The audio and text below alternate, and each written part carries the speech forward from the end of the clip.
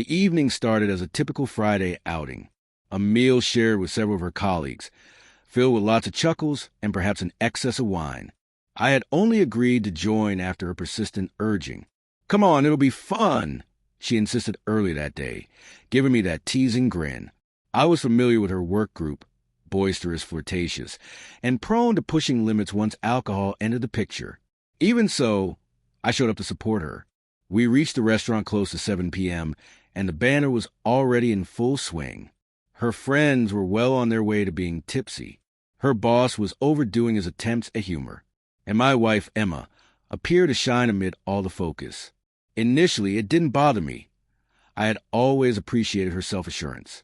Yet as dessert arrived, a noticeable change settled over the atmosphere. That subtle unease emerged when folks started ignoring limits. Then it struck abruptly, almost like an unkind stroke of destiny. One of her friends, a boisterous fellow called Rick, began teasing about romantic histories, pitting former partners against present ones. "So, Emma," he chuckled, clearly intoxicated, "who was better, your husband or that gym guy you dated before?" I anticipated she'd dismiss it with an eye roll or a quick rebuttal. But no. She grinned, locked eyes with me, and declared, "Well, let's just say my ex was bigger." The whole table burst into laughter. A few chuckled awkwardly. Others averted their gazes. My inside sank, though her delivery sounded lighthearted. Those words sliced sharply.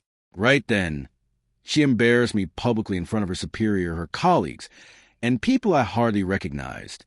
Heat rushed to my cheeks.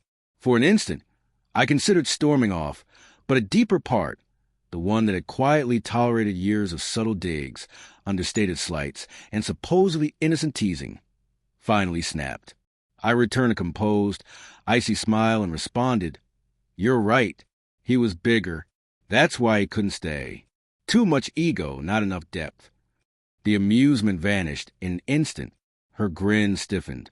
Silence gripped the table. Rick almost sputtered on his beverage. Her boss stared downward, wishing he could disappear.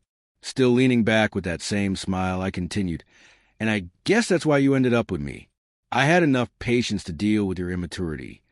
Then I lifted my glass and toasted, "To small things. They last longer." Color drained from her face.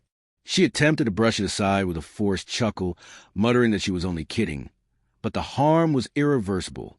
The entire vibe in the room had flipped. Whispers circulated. Eyes darted away. Even the server seemed uncomfortable while topping off drinks. In her expression, I recognized genuine remorse, the stark awareness that she had stepped over an uncrossable boundary. I never shouted. I didn't have to. My steady demeanor carried more weight than rage ever would.